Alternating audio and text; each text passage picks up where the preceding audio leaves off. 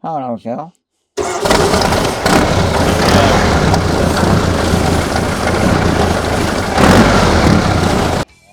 And this woman said, how's that old bugger going to get in there?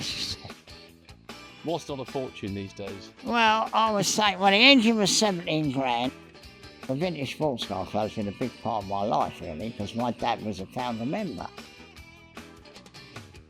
So we are here again with British saloon car champion turned YouTube sensation, Ivan Dutton. Ivan, you spent the first part of your career dicing with saloon car legends such as Jerry Marshall, Tony Lanfranchi, and then the next part of your career dedicating your life to pre-war French cars, a selection of which we have here today. The question is then, why French cars of this period? Well, because when I was 11 years old, my dad bought a Salmson because he'd worked for George Newman before the war and raced at Brooklands. So obviously he could have never have afforded a Salmson because it'd be like going out and buying a Lamborghini, you know. So after the war, when they were £52.10, my dad bought one. And of course I was 11 or 12 years old and I worked on the car with him. So it was the first car I ever worked on. And we got it on the road and we drove it and, you know, but to my dad, of course, it was different because it was before the war. It was like unobtainable to him. And obviously having one to drive about him was quite good. But obviously he used to take me to school in it and kids would say, what's that bloody old car, you know? And of course, they never realised the history. And to be honest, I never realised the history that much. And I never, ever, ever drove it. It all got sold before I grew up. And anyway, so that was it. So a few years ago, I thought, well, we ought to buy a Salmson. And I bought a Salmson, and then I started to really find out about them. And I was reading my dad's old letters, and when they were trying to start the Salmson Club in the 50s. And then, of course, it was very good, and I really was taken with a very clever design, which we could talk about later if you want to. But then, of course, I got involved with this. Right. And I started to read about the charlatans. Well, there's books and books and books about the charlatans. And obviously, it makes you realise what a hotbed of engineering, design France was. You know, because in 1903, they produced 50% of all the world's cars. Wow. I think it was 30,000 cars or so. So you suddenly start to realise the charlatans designing this car in 1912. In Paris, they were thinking about nothing else. Unfortunately, we were well behind them because we had to have the red flag. Yes. You know, well, we don't want them smelly things. Well, because the French were at it. And I think their roads were probably more suitable than ours because they used to build straight roads, you know. As they still are, actually. Well, they are. And, Yes. and I mean, you know, they were like farm tracks here.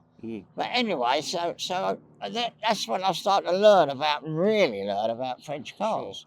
Now talk us through this car, because this is, of course, an Well, Edwardian Special that you built yourself. Yeah. Well, again, I managed to buy an engine at Bewley. So I've got this lovely aeroplane engine, which, you know, quite a few people had used in cars, so I wasn't the first person to think about it.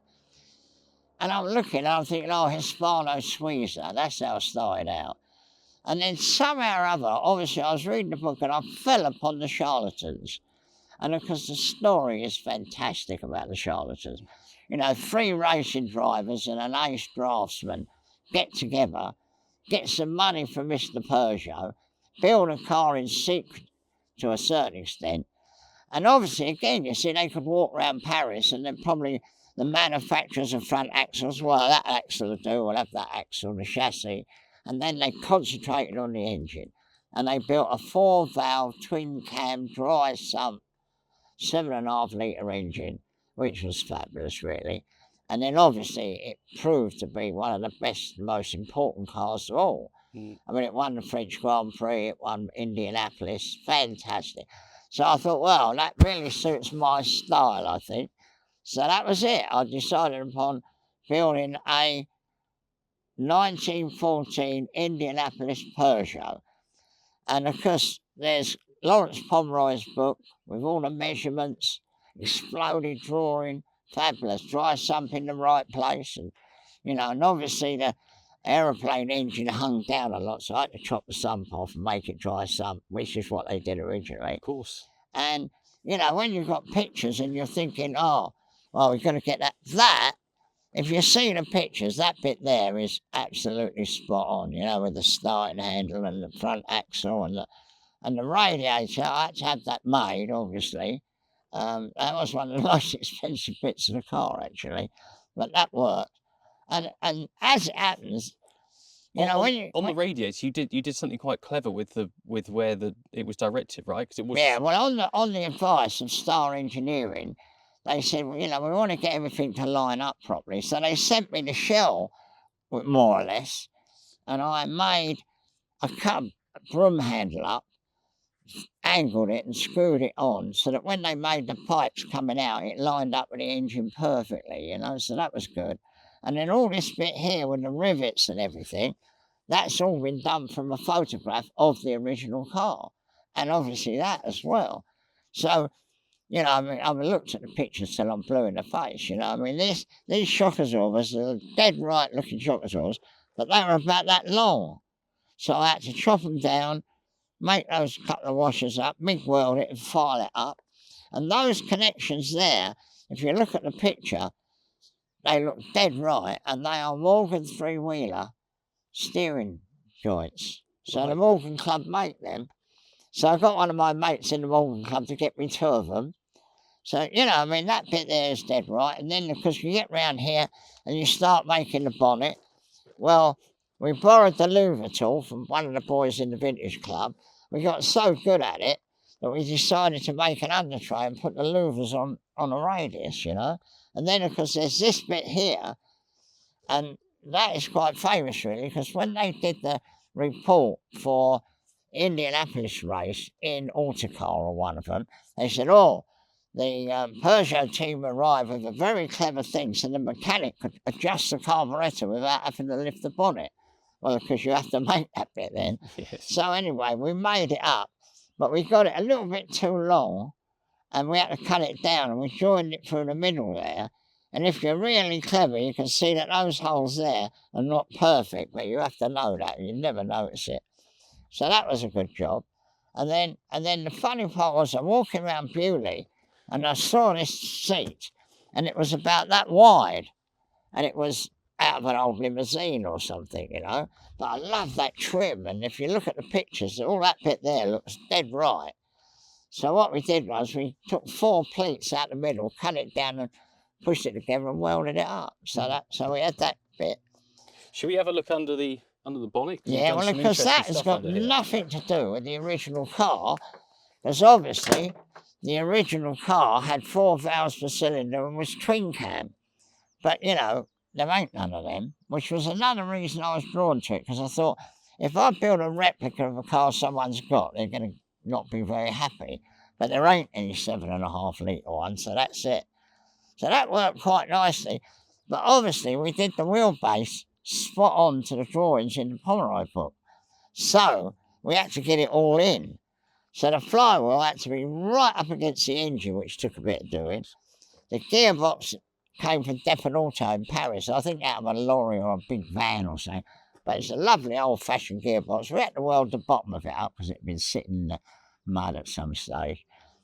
But we managed to get it all in because I didn't want to finish up with a little short prop shaft.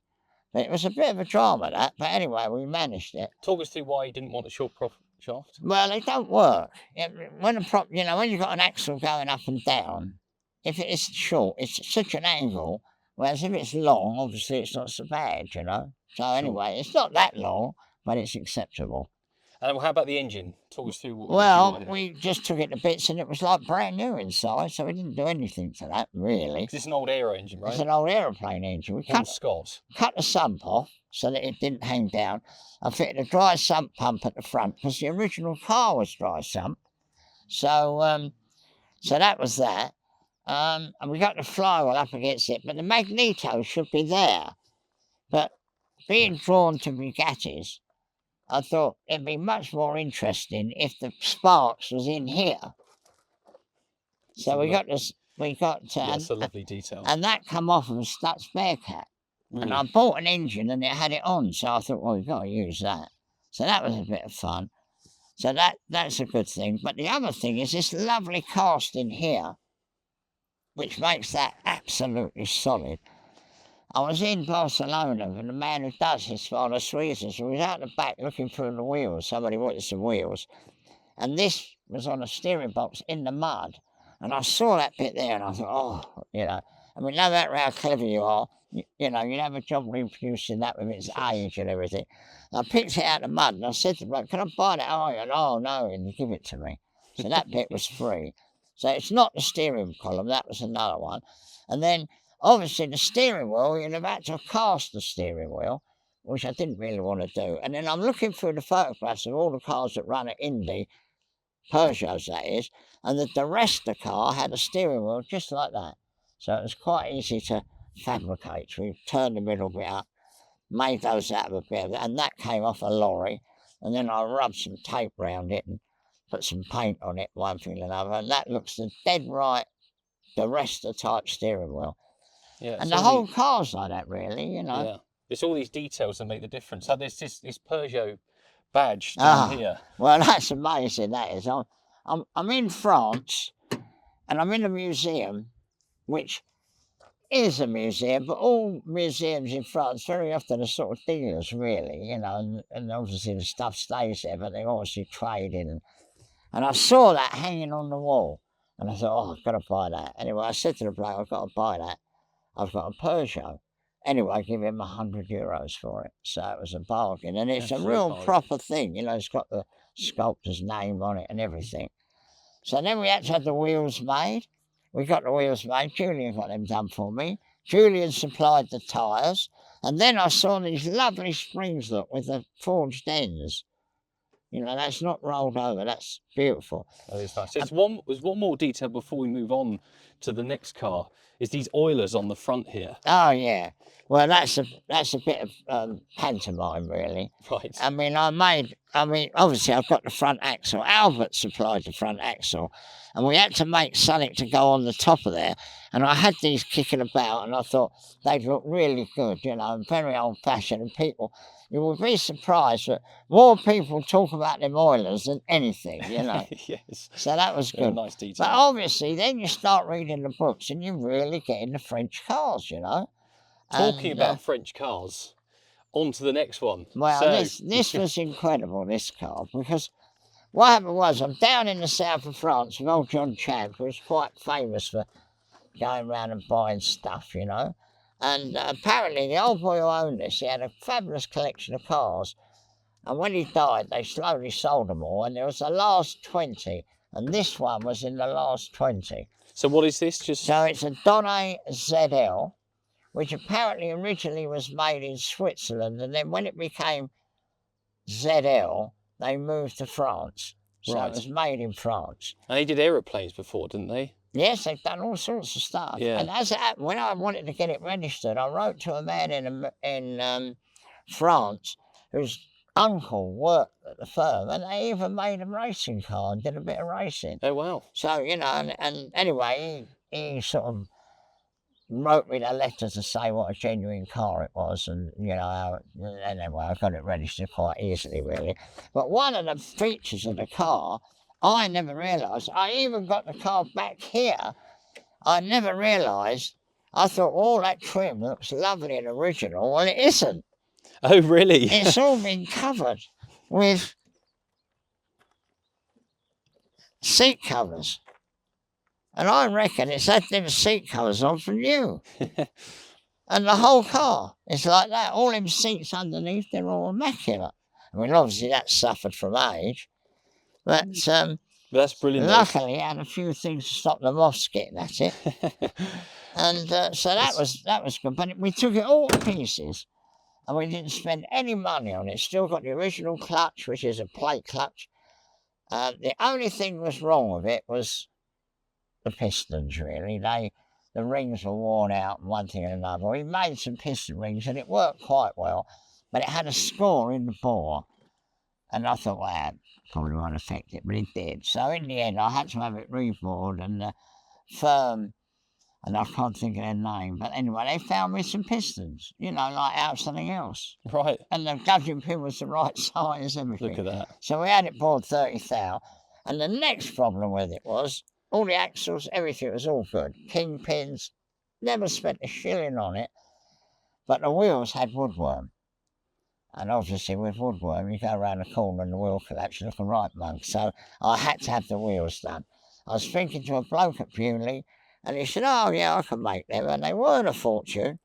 And so I had 4 or 5 new wheels made for it. Julian supplied the tyres, Brockley tyres. But it's so reliable, it's unbelievable. And what have we got under the bonnet? It's a 2.2 litre engine, but it doesn't leak oil at all. It's the only car I've got, including the Ferrari, because that leaks. This does not leak oil. It's got a lovely sump, and we put it all together nicely, but we didn't do anything super clever. But, you know, it might just fire up. Let's have a go. What about that? Easy as that.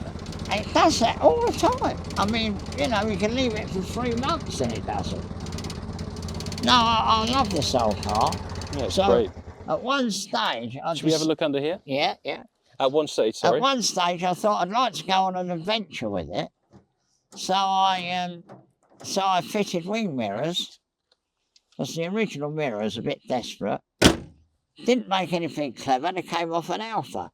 And I fit flashers on it, because I fancy going to the south of France in it on the by roads, you know? Of course. And taking a week over it, or 2 weeks, you know? But there it is.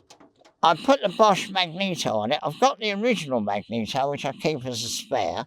You know, we had to make them bits up and, you know, a few things. I cleaned the head gasket up and put the original gasket back. That's staggering. It's such a good old car, you know. And again, it is very good design. If you see the way the starter motor's mounted, you know, very often in old cars the starter motor moves and it's mounted beautifully. The gearbox is 4-speed, lovely gearbox. There's something interesting on the other side, isn't it? Oh yeah, well that's a, what do they call it now? You know, what we have on English cars. A autovac. That's it. That's a French autovac, and it all works. So what happens is it sucks air through that one to put a vacuum in there, and then it lifts the fuel from the petrol tank, and in there's a float, so when it gets to a certain point, it switches the vacuum off. So you've always got a head of fuel. So if, for instance, that went wrong, or the tank leaked, you could take that off, get a gallon can, and you could fill it up and get home, which I've actually done. Because that did give trouble initially, but I've fitted a few new gaskets and it works a treat. Original carburetor. The thing is with this car is it had never been mucked about with. So I didn't have to find anything, you know, everything was there. And it's just a good old car, really. The leather belt there. Yeah, yeah, lady who does our leather things, Timothy, she makes these things to me. I've got her to make the leather belt up. But yeah, it's got a nice steering. It's a very good car. It's 1924, and I reckon, you know, it's a bit like a Bullnose or a, you know, an Austin and all of them. You know, it's equivalent in France, really. So that's a good old car. Brilliant. That we've already talked about. Okay. Well, this was really how I earned a living for the last, I don't know. I run the business from 1982 till Tim took over, and Tim's run it longer than me now. But, you know, obviously we've got a reputation for Bugattis, and I raced the red car, blah, blah, blah. So this is the Type 44? 44. Now, this is like a 3-litre Bentley. You know, it's they've got roller bearings, it's got a plain bearing crank. And if you want to go somewhere, you're going to get there and you're going to get home. It's not hysterical in any way, but it really goes. The engine, of course, is a single overhead cam. And what it actually is 2 Type 37 engines joined together. Because that bit there is the same as a Type 37, which is what they made first of all.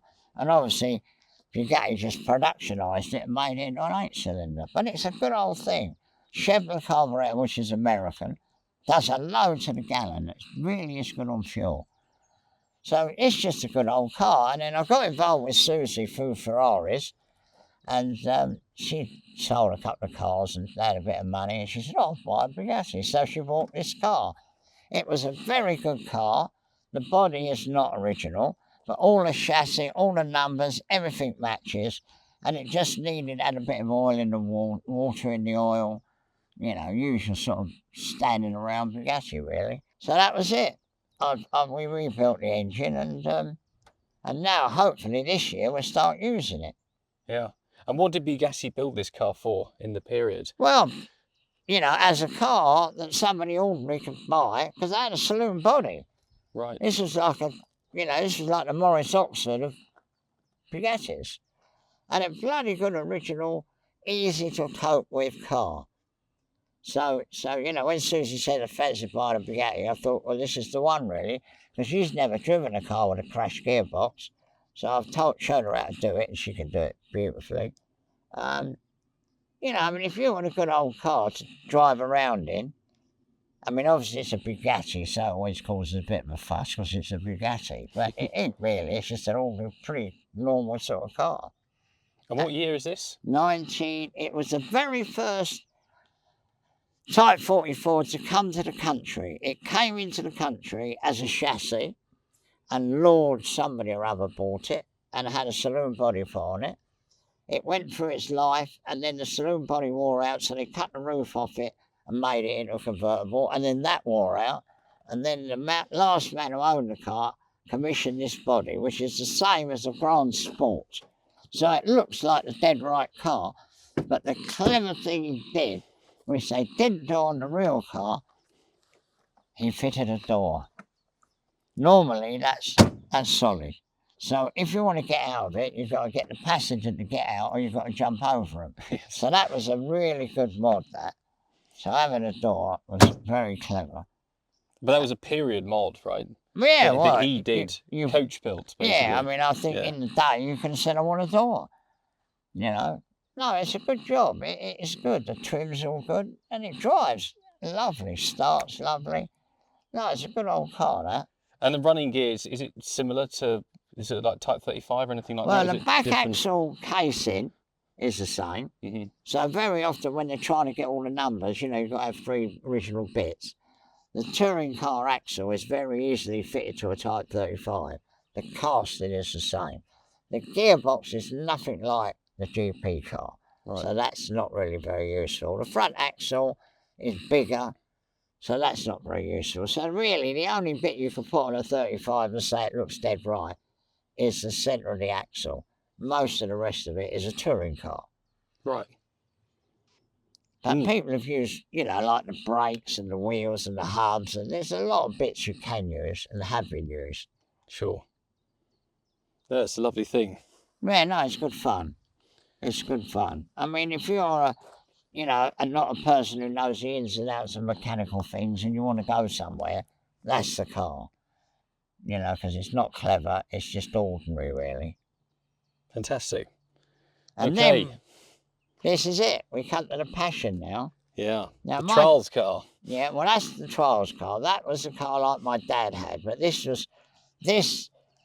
I bought this as a matching number rolling chassis with engine and everything, not for a lot of money, out of the vintage, the Salmsons Bulletin. So this is a Salmson chassis, engine, gearbox, everything. What model are we talking? I think they called us an AL. Yeah. And so then obviously we had to have a body, and because when I was into Morgan's, the Morgan body is very clever. It's made of sort of ply. Well, it wasn't ply. It was called American whitewood, because in the old days, in the 20s, those bloody great trees they had in America, they used to cut them up like sheets of ply, and it was just wood all the way through. But anyway, we didn't use that. We used marine ply. So the bit on the floor is just one sheet, and then there's a sort of straight to here, and then there's the bulkhead, which is there, and me and John made it. We made the whole load of wood, and we did the panels. We made the wings. These brackets were kicking around in the junk. I put an outside handbrake on it, because on the Salmsons, the handbrake's halfway down under the car, you never Right. get to it. So that works like a charm. No good for trialling then. So. And we fitted the 4-push-rod engine. Now, I've never known anything about these, because my dad never had one of them. And I thought, well, it's a silly old thing, really, because look, you can push the inlet valve down, look with your fingers, look. It's staggering. Because this is aircraft technology, isn't it? Well, not really. No? Because they manufactured aircraft. Oh, yeah, but Mr. Pettit, he did the cars. And what he did was he made that, so it's got a hemispherical combustion chamber, sparking, very good design. And you think, well, it ain't going to rev, is it? How can it rev when you can go like that? Well, I can tell you, this has got a rev counter, this car, proper ex-aircraft one, and it will pull 4,000 revs. Wow. So how it does it, I do not know. I mean, I know how it all works, because what happens is these springs here overcome that spring there. And that is how you can work 8,000 push rods. So that one opens mechanically, and then this one, the camshaft, is in a position where it lets that go, and those springs there overcome that spring there, and that's how the inlet works. And I tell you what, I can't believe how good it is. It is so good. Me and Susie on trials, you put it in first gear, put your foot flat on the floor, and it's amazing what it does. Yeah, because these are solid back end as well, aren't they? Ah, well, that's one of the good things, of course. Yeah, originally, the Salmson didn't have a diff in the early cars, so this didn't have a diff. That hasn't got a diff. So that's obviously a bit of a bonus, because when you get the Austin 7s, you need a bonus, I can tell you, because they go so well. And because all the kids usually in Austin 7s are young, so they're sharper than me, that's for sure. And no, I've had more fun in that. I really love that little car. Because haven't you come to trialling quite late? Yes, never done it before, but did all them races. Never did trialling. Yeah. But unfortunately, of course, it's usually very cold. Yes. At 85 years old, I really feel the cold. And Susie, are you warm enough? Are you warm enough? But anyway, we did the Cotswold trial, and it wasn't really cold. And we did every, section, and we did really well. And if we'd have been in the standard class, we would have won that class, because we got more points than all the Austin 7s. But because it hasn't got an original body, it's in with the specials, which doesn't matter. I'm quite happy about that. There's something interesting here about with the carburettor, because that's not the original, is it? That's an issue on there. But you've obviously got twin float bowl there. So yeah. How come you did that? Well, Timothy said, because Tim's done a lot of trialling. Sure. So he said one of the problems is you come to a hill that's like that, and you've only got one float bowl, it goes weak. So we thought, well, we're going to make 2 float bowls. So me and John made up something underneath there, a bit of machining, and fitted 2 float bowls. Because really it should have a little tiny Solex carburetor, which we didn't actually have. We got one now, so I'm actually thinking of fitting the original carburetor just to see whether that is any better. But we'll do that at some stage. I had to lengthen that because it threw its oil out. I made it solid, and it shook itself to bits instantly. So we had to put a bit of rubber in that. A damper. And of course there's no oil into any of that. So, every now and again, you've got to give it a little squirt, because that's the only way that gets any oil. Brilliant. But I've read reports, original, road tests, and it said, every 200 or 300 miles you have to oil it. Well, I can't see that. I oil it virtually every time I go out in it. But, so that's been good fun. And then this car here, I saw this advertised on pre-war cars, and it was in Portugal. And I was with old John Chapman in southern France, and he said, I think we ought to go and have a look at it. So anyway, we went to look at it, and it was in a fabulous collection of cars. And just quickly, what is this for viewers? This is a twin cam one. Twin cam Salmson. Yeah, I forget what you call it now. This is Oh, I've forgotten. You know, if it was a Bugatti, I could tell you exactly. So that is the twin cam. Now, that is more or less the same engine as the 4 pushrod, same head, same barrel, different crankcase. And Mr. Pettit, who was the chief designer, when that pushrod engine started to get out of, you know, not so competitive, he had to do something. So he designed a twin cam head that fitted on that engine. And then obviously they productionised it, and this is the production model. So that's the dynamo. On the other side is the magneto. And then my dad was involved in what they call a San Sebastian car, which had a blower. So it was 3-bearing crank, supercharged, twin magnetos. Instead of having that at a mag, so it had 2 valve plugs per cylinder, blah, blah, blah. And one of them lapped Brooklands in 1926, I think it was, at 114 miles an hour. Wow. 1100cc. So it's got to be doing 120 mile an hour in places, isn't it? That's staggering, yeah. You know, to have an average of 114. It was a proper racing car, obviously, but, you know, very, very, very clever. That cam box is very clever. And, you know, if we got time, I've got some bits I can show you how it works. That'd be great to see inside, yeah. But again, solid back axle, 4-wheel brakes.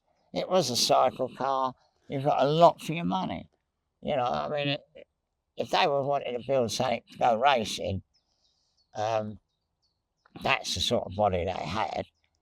But so what do you do with this car now? well, I like to use it more, but it was in such good condition. The frame of the body was woodworm desperately. You can break bits off it, you know. So I had to have a new woodwork made. So I had the woodwork made, and then we fitted the panels, the original panels, back on the woodwork. Those mudguards came with the car. These, I didn't have any front ones, so I had someone make them in exactly the same style, the bead and everything. And that's it, really. Other than that, it's completely original. I didn't use it. I've actually got the original seats, but they're so crabby that if we'd have done anything with them, they'd have just looked like new ones. So I redesigned that slightly so that moves backwards and forwards, because I'd like my granddaughter in the future to be able to drive it. So, that's you a know, nice detail. Yeah, so you can lift that up and the seat will go forward and go back. And I put that hole in there in case anybody would want to have lap straps. Sure. Because, you know, if you hit anything, 9 out of 10 times the person comes out and hits their head on there. The bloke driving, he holds the steering wheel, you know. Sure. The steering wheel on this one's actually very interesting. Yeah, It's a René Thomas, It's right? a René Thomas, yeah, which is, you know, really good. Yeah, famous French record breaker and racing driver. Yeah. Yeah. And I think he was even involved with the Peugeots at one stage. Yeah, So certainly Delage. Were they fitted as standard, or has that been No, retrofitted? that would have been an extra. Right. And this car, you see, it had knock-on wheels, René Thomas steering wheels, so the people in Portugal obviously weren't poor people, and they ordered it with all the bits, like, you know. Sure. But this was very crabby. It was very, you know, baggy.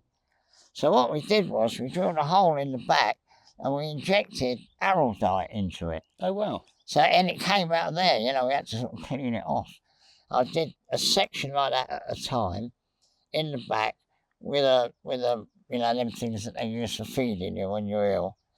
And I squeezed it in and it came out there. And as you can see, look, it's good now. Yeah. And then I painted that with 2-pack black paint. It's just wood under there, right? Yeah, it's wood. And it should look like that. But, you know, obviously that had all disappeared. But I was very lucky, really, that it's turned out so good. I didn't have that, which is a dead rare bit to get hold of. And a very good Salmson man said, oh, I've got one of them, and he gave it to me, which is lovely, really.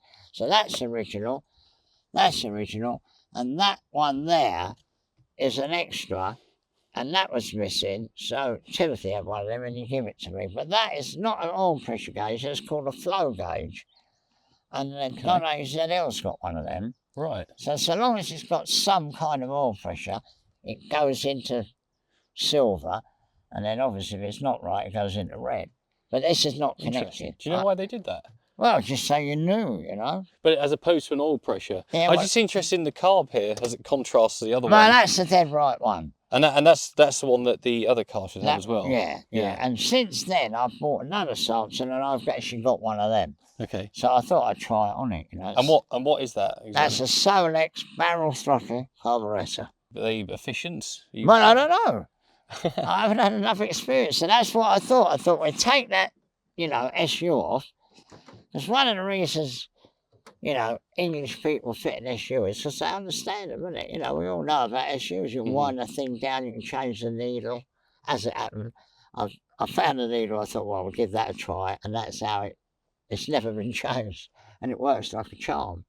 But if you come and look at the Donnet, I'll show you. There it is, look. Oh, yeah. Right, now if you watch it. Yeah. Oh, that is magic, isn't it? That is magic. I love that. Now look, that's it there. Look, see, going back to red. Then when you start it up, but it gets oil pressure. But I mean, that really would draw your attention, wouldn't it? You know, if you're driving along and it suddenly went like that. Yeah. You know, you think, I better put some oil in it. That is more eye-catching. Yeah. Yeah. So it'd be great to see some of these cars, or all of these cars, running. Well, this one goes, as you see. That one goes. Yeah. This is a little bit of a performance, but it ain't that bad. And of course, old Lewis Fox drove it at Goodwood. Yes. And on the average of the two races, it came third. Wow. And it set the second fastest time. Some going. Yeah, so it was quite good, really. Got round Goodwood in 2 minutes exactly, apparently. That was his first time there, right? Yeah, oh yeah. Well, I think old Lewis can drive, you know. I mean, I think if you put him in anything, he'd be all right. That's the petrol on. It does have decompressors, doesn't it? But you don't use them. Well, when I put it together, I fitted it all up and made it all work. I thought, oh, it's going to be useful. Never used them. It starts without all that. I'm at Ongalem, and I'm standing there, and there was a couple of women standing there, and this woman said, how's that old bugger going to get in there? So instead of just getting in there, I made a special effort to make it look really good, you know. I put my foot on there, and I jumped up, you know. It was really funny. So you've got to retard it. You must retard it. You've got to give it a few pumps. Mm-hmm.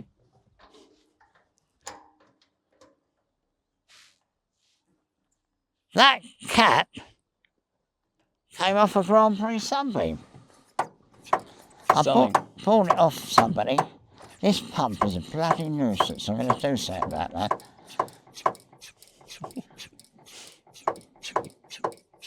Right. So switch it on.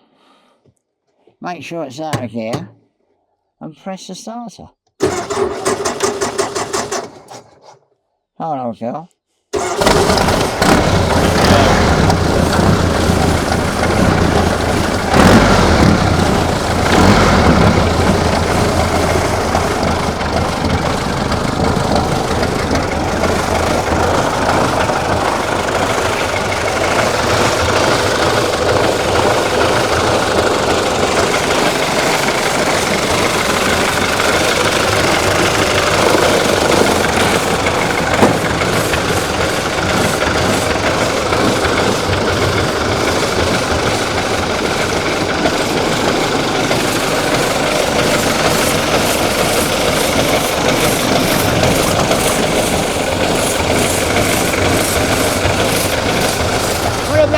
Spin down the drive. Yeah?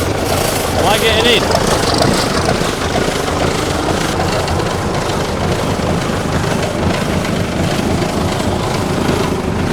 Very cosy. It's very cosy. Put my arm around you there.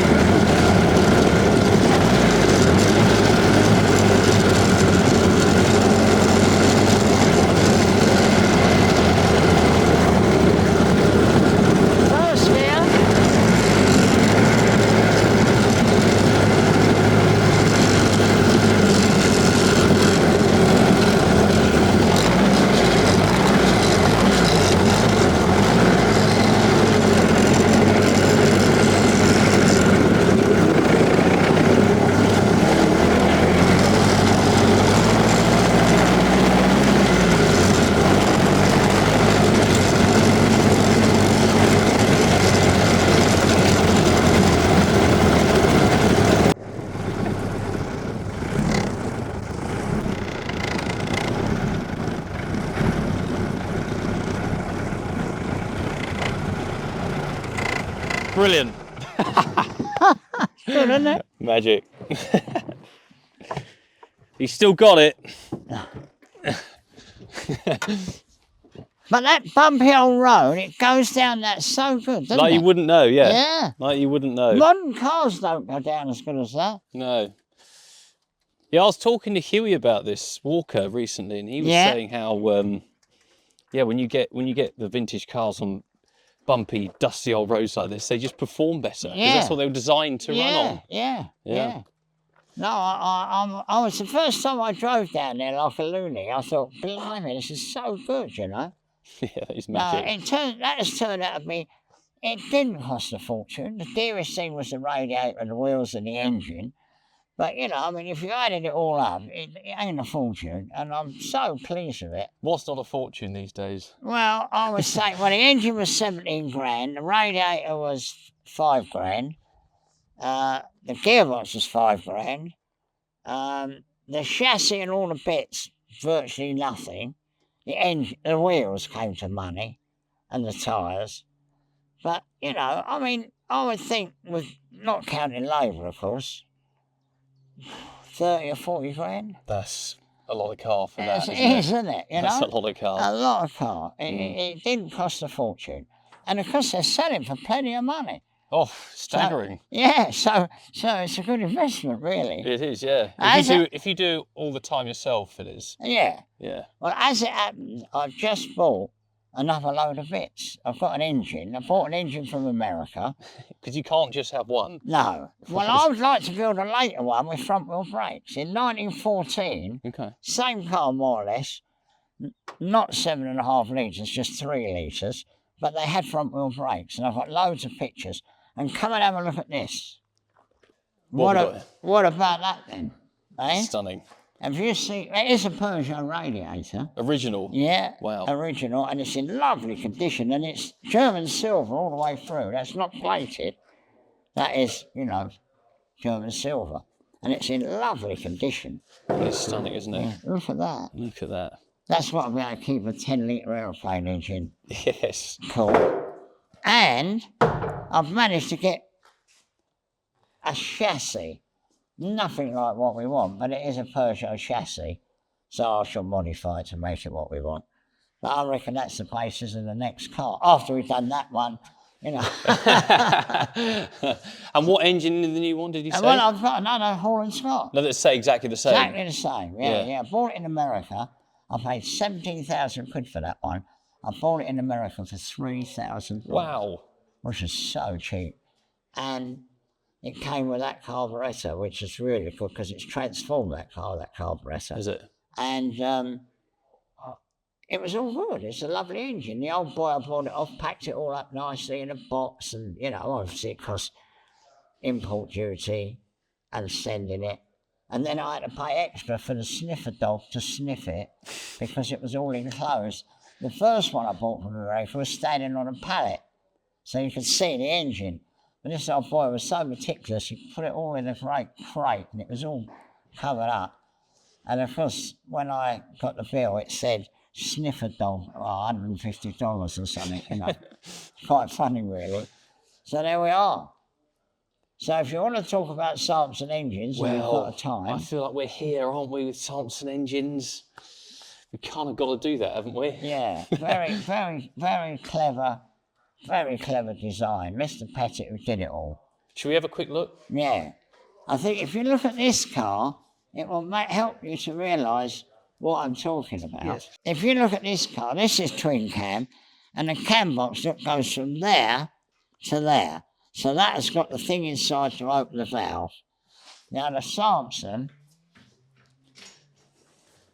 is that big. And the way they did it, instead of having the camshaft rubbing on there and opening the valve, they turned that upside down, put it in there like that. Yeah. And then because it opened the valve, and one of the clever things they did, they had these little screws here, where you like take those out, and you put shims in there to adjust the valve clearance. Yeah.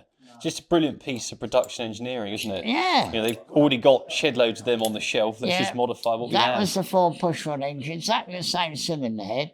So all they did was they made that, and then this bit on the original one, they budged that up. They sort of made a caster to go on there, and it worked. There's cars still in existence. Yeah. And then, of course, they see, and then that is your pad. What opens your valve. That's genius. Unfortunately, this came with an engine that had been in a ditch. And the people who took it to pieces, to be honest, they didn't really know what they were doing. So, what we're hoping to do an aluminium yard and weld it all up. Oh, wow. Whether we'll be able to do it is another story, but that's what we're hoping to do. Rather, because it's in such good condition everywhere, other than the fact it's all broken.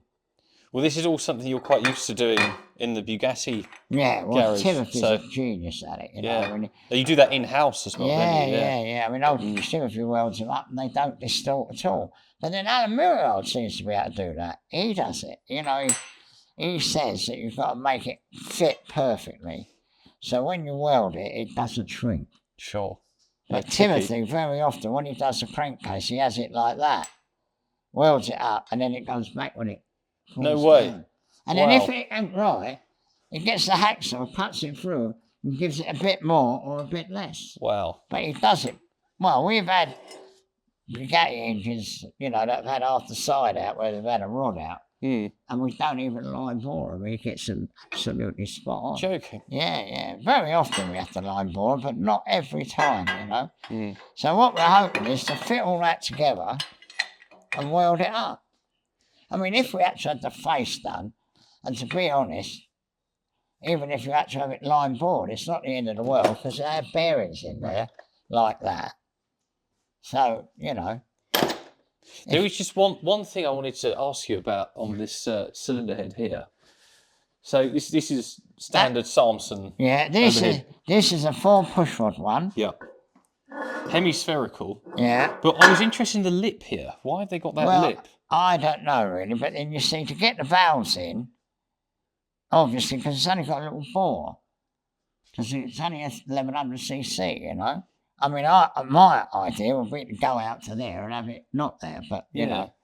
But then you see, they had really dome pistons that went right into there, and that is why, in the end, they had to put twin plugs in to get it to fire, you know, over the whole cylinder head. Yeah, because the flame couldn't But then you see, that is exactly the same as the 4 pushrod car, and that twin cam head fits onto there. So it's a bit of clever design. And of course, the thing is, the 1100cc class in France, because there was a lot of racing on the continent, and obviously, you know, they were getting uncompetitive, so they had to do something. And the old matey came up with that design, you know, I think in a few weeks, apparently.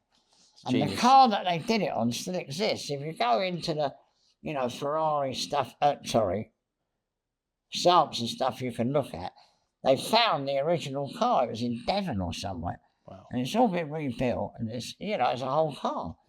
But that's still got that, and there's a casting sort of goes and bolts on there with the shaft going up to drive the early type, you know, what you call it, the prototype, I suppose, wouldn't you? And then they finished up, that was it. So this is the really good engine with the big sump, 3 bearing crankshafts. The camshafts in it are not original because they were totally and utterly rusty. You know, I mean, I'm sure you could do something with them, because again, if you had that line board, you'd make new bearings, so they could be done, and then someone could lick that over, you'd probably use them. But anyway, old Mickey Hudson, he's really into Salmsons, and he had some camshafts made, and I managed to buy a couple off him. So that's got Mickey Hudson camshafts, so we'll see. So it will go again? Well, hopefully, yeah, and it might go a little bit better. But it's a lovely engine, you know, it's got all the numbers on it. We haven't got the rest of the car, unfortunately, but that is a well-known engine, because it was, if you look in there's a Salmson book saying how clever it all is, and there's a picture of that crankcase with them numbers, because obviously old Don Hill must have had it. And when they were writing the book, they took pictures of that crankcase, but I've turned it into a whole engine. So, you know. Well, it's brilliant. Well, Ivan, I could stand here and talk to you all day about it. Oh, we ain't started, have we? We haven't really, barely got into it, but thank you. Probably spend a lifetime, actually. Easily. You know, but yeah, thank you so much for having us again. It's a pleasure. The Vintage Sports Car Club's been a big part of my life, really, because my dad was a founder member. Yeah. He joined in 1930-something when it was all at the Phoenix place. Because he used to work with a bloke called Ken Burness, who had a SSK Mercedes supercharged, and used to do hill clothes and that. And my dad cut the chassis and shortened it. And in our shed years ago, we used to have a big lump of iron like that. And my dad used to say, "Oh yeah, that came out of the SSK Mercedes." I wish I'd have thrown it away, really. But, you know. Well, we could talk about that. Again. Thank you so much. You're very welcome. And of course, you realise I raced against your granddad. You did, yes. He raced the American, what do they call it? The Camaro. Z28. I can remember being at a race and John Lyon was in front of me. Very rare. He was beating me. And your granddad came by in the Camaro up the inside. And I thought, if I could get in behind him, I could slipstream by John, but I didn't do it, which I've regretted again for the rest of my life. Yeah, you've let that go. I mean, when you lay in bed and you get old, you think of all the things that have happened in your life, and all them things come up, I can tell you. That's brilliant. But they are missed opportunity. Yeah. Because you got on with him, you knew him a bit, didn't you? Oh, yeah. He was the old school. And of course, Alan Foster, my governor at the London Sports Car Centre, raced the MG Magnet when he raced the Riley 1.5. No way. So they were really, tooth and nail, them two. Yeah. He said he reckoned that the MG handled better, but the Riley 1.5 was lighter and more nimble. Interesting. So, I once went out on an outing, I don't know, it was so long ago, I can't remember, I was very young, and Cliff Davis was there. Your granddad was there. There was like a whole load of old car dealers that had obviously earned a fortune just after the war, when you couldn't get cars, and they was dragging them out of here, there and everywhere. And my dad was obviously in Ernst Mewers, and also obviously involved with Warren Street. So lots of Bugattis that had all the nuts seized up and that. My dad being a toolmaker, they used to come to him. So we worked on a lot of Bugattis just after the war, But as I say, if I'd have been a little bit older, obviously, I'd have been in all that, but I'd be dead by now, so that's not a good thing. Right then, let's wrap it up. Brilliant. Thanks, Ivan. You're very welcome.